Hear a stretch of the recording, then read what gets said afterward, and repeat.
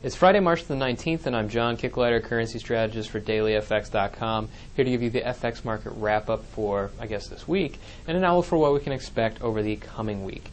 Today's price action is kind of following the fallout of the EU ultimatum that was given by Greece, that they said they were placing a one-week deadline for the European Union to get its act together and produce a viable rescue plan should that plan be needed. They certainly need this because this is going to be a kind of backstop for their own financial means, and it also gives considerable stability to the speculative market because they'll be confident enough to invest in Greece's debt, and thereby it lowers their financing costs, makes it easier for them to operate and continue with their austerity cuts. We see this playing out very, very clearly in the euro itself. We have the euro-dollar tumbling today, and a number of the other euro crosses are showing euro weakness. But we also see another condition playing out, a general condition, and that's a significant pullback in risk appetite. It doesn't necessarily break the aggressive trend we've seen over the perhaps past 6 weeks, but it does set things back. It does put us on a little bit more of an even keel, something for us to perhaps jump either direction next week, whether it be a strong reversal or a very strong continuation trend. But we see this playing out most distinctly with the U.S. dollar. The U.S. dollar is advancing quite substantially this morning, specifically against the British pound, the Aussie dollar. We also see in the Canadian dollar very volatile there, and that's more due to Canadian data. We'll talk about that in just a second. But we see it as volatility that certainly does not match what's going on with the Dow or with crude. And what that tells us is that the U.S. dollar is not just a safe haven currency, it also has its applications as a yield currency, though it's slowly gaining on that front. And that's because we've seen recently interest rate expectations for the Federal Reserve, the backdrop for dollar yields, are starting to improve. So there's a leveraged response to risk aversion. That means that's a very critical point to make, because if we do have an aggressive reversal in risk appetite itself, it's going to be a very big move for the U.S. dollar. So there's a big potential there and a turnaround for the U.S. dollar and for risk appetite itself. Something to keep in mind as we continue trading. But as for event risk today, the docket was very, very light. The only thing that would have any kind of market moving impetus, and we were looking at ahead of time, and good thing we were because it was very market moving, was the Canadian backup of CPI and retail sales. Now, those two indicators are not typically that market moving, but we did get some significant surprises from both of them. From the CPI, the inflation indicator, good thing we were focusing on interest rate expectations recently, and this gave us something to work with because the core figure actually unexpectedly improved or rose to a 2.1% clip. So this is just above their target of 2%, and this is the highest reading, I think, since December of 2008 or thereabouts, but nonetheless, you see the point. With a concentration on inflation and everything that could be hawkish, this is a figure that we certainly are looking at, and that's what the market's responding to.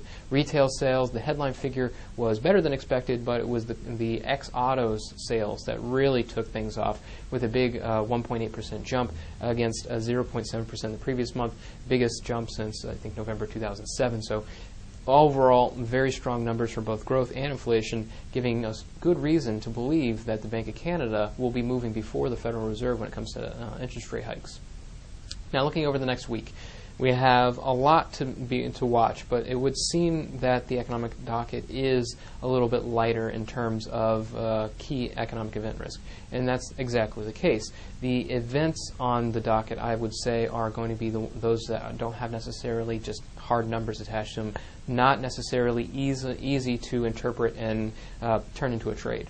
But nonetheless, they are going to be the types of indicators that can really move the market around. Top event risk, I think, is the EU summit on the 25th and the 26th. With that Greek deadline in place, we need to see if they're going to give us a bailout plan or if Greece is going to have to pursue other options.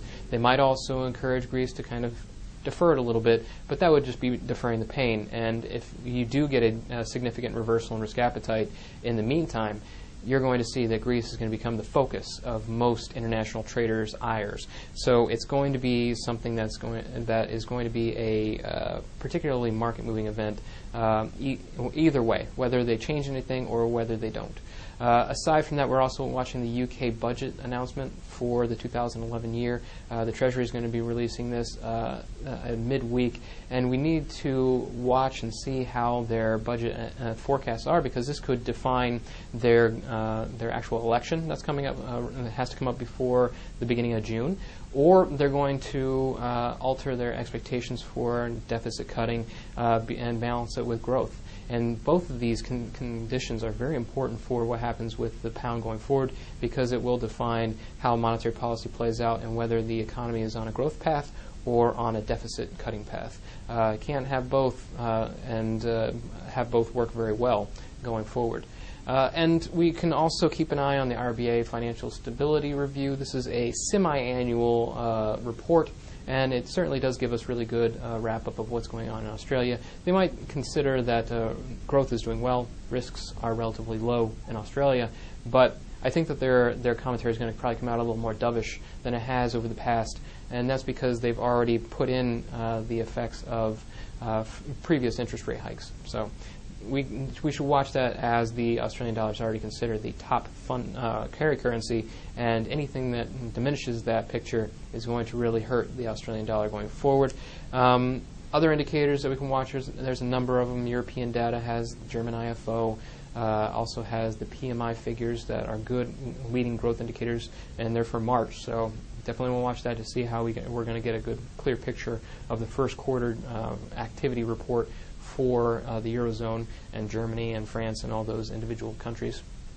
We'll also be watching Japanese CPI. We'll be watching New Zealand GDP and their deficit figures. Those are going to be some pretty market-moving indicators, especially for the New Zealand dollar. It's kind of wavering, especially in terms of risk appetite, because it does not have the yield to keep it caught up to the Australian dollar. So it's a big back and forth with the New Zealand dollar. So there's many second-tier, even top-tier economic indicators, but I would say concentrate more on the big themes. That's where you're going to get your big shifts in risk appetite, and that's where all the big trades are going to be coming from for the medium-term traders. Short-term traders, you can keep your eyes on that event risk.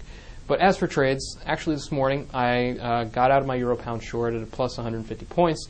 It was the time to take it out because it did stall. It was a good run, and it could have a continuation down to the downside, but I think that was enough time to run, and I don't like the probability of a reversal from here. I'm also still short the dollar CAD, though that has reversed significantly from its intraday lows today because of the rebound in the U.S. dollar. My stop is at break even, so I'm not too concerned about that. I'll let it play out as it needs to be, and if it doesn't push down to parity, I would have given up I think about 150 points, but I was looking for more, so that was part of my trade. I'm sticking with it, and that's the best thing to do. My Euro-Yen position is still short, still looking very good, sticking with it, letting it play out as it should. And I also took another position this morning, a short Aussie dollar after it broke its rising wedge formation. This is going to be very dependent on next week whether the U.S. dollar can really advance and whether risk appetite can actually retrace and reverse its course. We'll have to see how that plays out, but the stop is set relatively wide, so we'll see, give it some room to move and let it develop. So it's still in its early stages. And a couple other pairs that I'm really watching and I think could turn into really great trades are a short CAD yen at the top of its broad range. The Aussie CAD, very volatile today. It actually touched both the top and bottom of its wedge formation, so a breakout seems to be very close. And even the euro dollar. The euro dollar has pushed all the way back down to the bottom of its recent range. If we get a break of that range, it'll be another good push for a long-term continuation position.